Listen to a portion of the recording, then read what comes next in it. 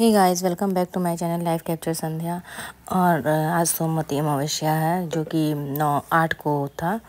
जो अमावस्या सोमवार को पड़ती है उसको सोमवती अमावस्या कहते हैं। और हम लोग के ससुराल में मतलब भौरी दी जाती है, 108 बार फेरी दी जाती है किसी भी चीज़ का। तो मैं सुहाग के सामान का दे रही हूँ, सब मिलाकर चूड़ी, बिंदी, सिंदूर, आलता, सब चीज़ जितने भी सुहाग के आइटम होते हैं।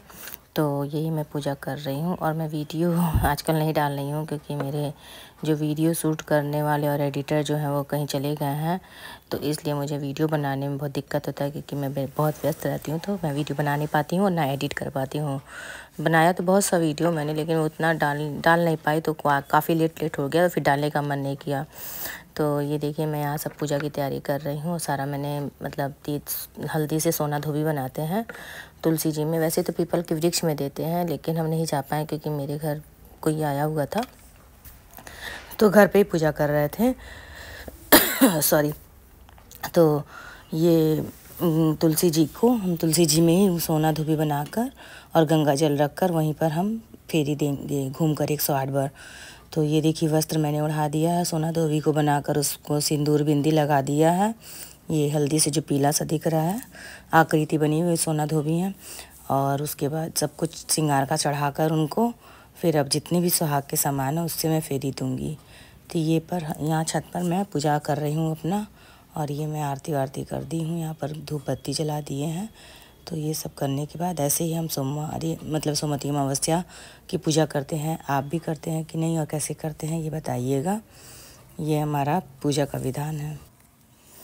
जिस भी चीज़ की भौरी दी जाती है तो वो केवल सिंगल नहीं दी जाती है, तो उसके साथ कुछ भी, चाहे चावल हो, चाहे आपका पोहा हो, कुछ भी हो, लेकिन हम लोग यहाँ चावल से देते हैं।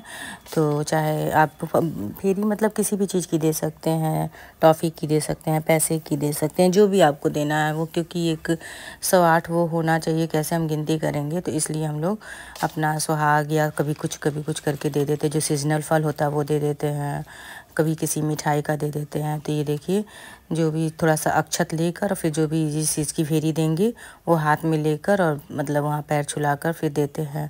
तो ये मैं देखिए, वीडियो बनाने में मुझे कितना दिक्कत हो रहा है, मैं अकेले बना रही हूँ, तो कोई है भी नहीं, तो फेरी देते हुए बनाया है। तो ये सारा सामान मेरा सुहाग का इसमें रखे हैं और उसी से मैं फेरी दे रही हूँ।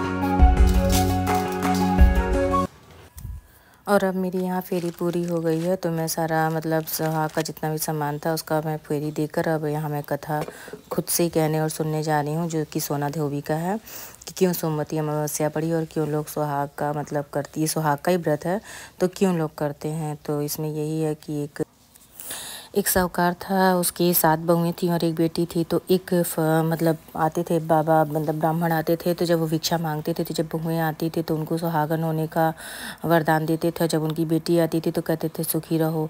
तो जब पार रोज़ यही होता था, तो अपनी माँ से बोली कि माँ मुझे मतलब पंडित जी अच्छा सा आशीर्वाद नहीं देते, बस कहते सुखी रहो। तो उन्होंने पूछा तो कहें कि इसके मतलब मतलब सुहाग है ही नहीं, तो मैं कैसे इसको दे सकता हूँ। तो उन्होंने कहा इसका उपाय, तो उन्होंने कहा कि जब इसकी शादी हो तो नदी पार एक सोना धोबी रहती है, तो वो इसको सुहाग देगी तो इसका वो मिट जाएगा, दोष मिट जाएगा।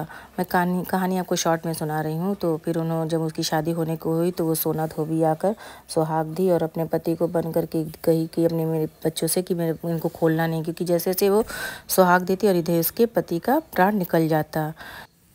तो जैसे ही उसने सुहाग दिया, इधर इनके पति का मतलब प्राण भी निकल गया। तो जब वो सुहाग देकर आ रही थी तो एक पीपल के वृक्ष के नीचे बहुत सी औरतें पूजा कर रही थी। तो पूछिए क्या है, तो लोग बोले कि ये सुहाग के लिए करते हैं, यहाँ फेरी देते हैं 108 बार। तो उसने सोचा मैं भी अपने सुहाग के लिए करूँगी, तो उसके पास कुछ भी फेरी देने के लिए नहीं था, तो वो मिट्टी के 108 वो ढेली ले ली और उसी से वो फेरी देती गई है। जैसे जैसे फेरी देती गई वैसे वैसे वहाँ पर उनके मतलब पति जिंदा हो गए। तो जब फेरी देकर घर पहुँची तो बच्चे बोले कि मतलब पापा बहुत चिल्ला रहे थे और हम लोग दरवाज़ा नहीं खोले, देखिए क्या हुआ उनको। तो जब वो दरवाज़ा खोली तो वो मतलब अच्छे से बैठे हुए थे, सो रहे थे।